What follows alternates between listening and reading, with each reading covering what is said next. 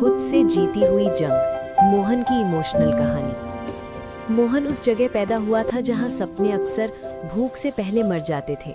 Station के पास बनी झुग्गी, चारों तरफ शोर, गंदगी और मजबूरी, यही उसकी दुनिया थी। उसके पिता रिक्शा चलाते थे और माँ अक्सर बीमार रहती थी।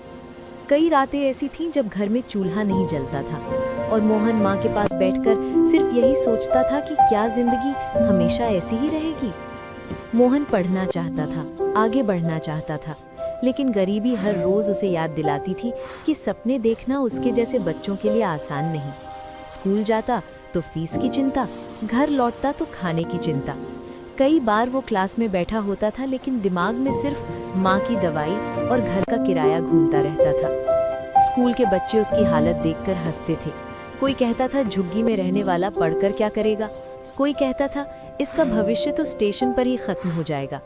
मोहन सुनता था, चुप रहता था और अंदर ही अंदर टूटता जाता था, क्योंकि सबसे ज्यादा दर्द तब होता है जब आप सच में कुछ बनना चाहते हो और दुनिया आपको नाकाम मान चुकी हो। 10वीं के बाद हालात और खराब हो गए। एक दिन पिता रिक्शा चलाते हुए सड़क पर गिर पड़े और फिर कभी उठ नहीं पाए। उस दिन मोहन एक ही पल में बड़ा हो गया। घर में रोने वाला कोई नहीं था, क्योंकि रोने से पेट नहीं भरता। माँ बिस्तर पर थी और मोहन उनके सामने मजबूत बनने की कोशिश कर रहा था, लेकिन रात को अकेले में बहुत रोता था। पिता के जाने के बाद मोहन ने पढ़ाई के साथ काम शुरू किया। कभी चाय की दुकान, कभी होटल, कभी गोदाम। हाथ में छाले पड़ जाते थे, शरीर थक जाता था, लेकिन उससे ज्यादा थक जाता था उसका मन।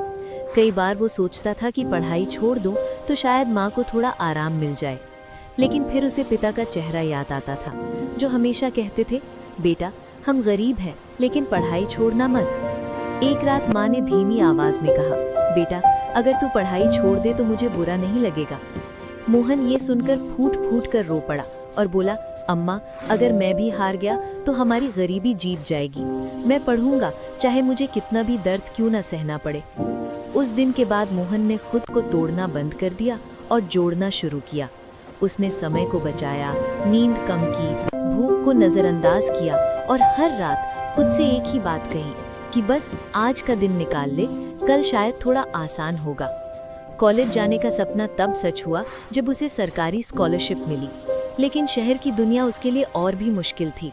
वहाँ सब अंग्रेजी बोलते थे, अच्छे कपड़े पहनते थे और आत्मविश्वास से भरे थे। मोहन खुद को आईने में देखता और सोचता कि क्या मैं सच में यहाँ का हूँ। कई रातें ऐसी थीं जब वो अकेले कमरे में बैठकर रोया, माँ की आवाज़ सुनने के लिए फ़ोन लगाया और माँ हर बार यही कहती थी, बेटा तो बस ईमानदारी से मेहनत करता रहे, भगवान रास्ता ज़रूर निकालेगा। माँ के ये शब्द उसके लिए दवा बन जाते थे। मोहन दिन में कॉलेज, शाम को दुकान और रात में चौकीदारी करता था। कई बार शरीर जवाब दे देता था, बुखार में भी काम करना पड़ता था, क्योंकि अगर वो रुका तो घर का सहारा टूट जाएगा। लेकिन उसने कभी किसी को ये नहीं दिखाया कि वो अंदर से कितना थका हुआ है। धीरे धीरे मेहनत रंग लाने लगी। वही मोहन जिसे लोग कमजोर समझते थे अब क्लास में आगे आने लगा। टीचर उसका नाम लेने लगे और पहली बार उसे महसूस हुआ कि शायद उसकी जिंदगी सच में बदल सकती है। प्लेसमेंट के दिन मोहन बहुत डरा हुआ था। साधारण कपड़े, टूटी अंग्रेजी और भरा हुआ दिल। इंटरव्यू में उससे पूछा गया कि तुम इतनी मुश्किल जिंदगी के बाद भी क्यों लड़ते रहे।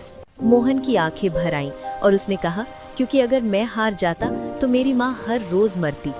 जब रिजल्ट आया और उसका नाम सिलेक्टेड लिस्ट में था तो वो बहुत देर तक बस लिस्ट को देखता रहा। उसे विश्वास ही नहीं हो रहा था। उसने माँ को फोन किया और माँ बस इतना बोली, बेटा आज तू जीत गया।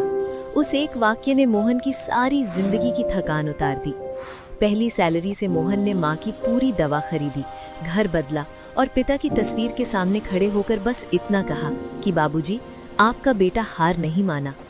आज मोहन सफल है, लेकिन वो रोज उस झुग्गी को याद करता है जहां उसने भूखे पेट सपने देखे थे।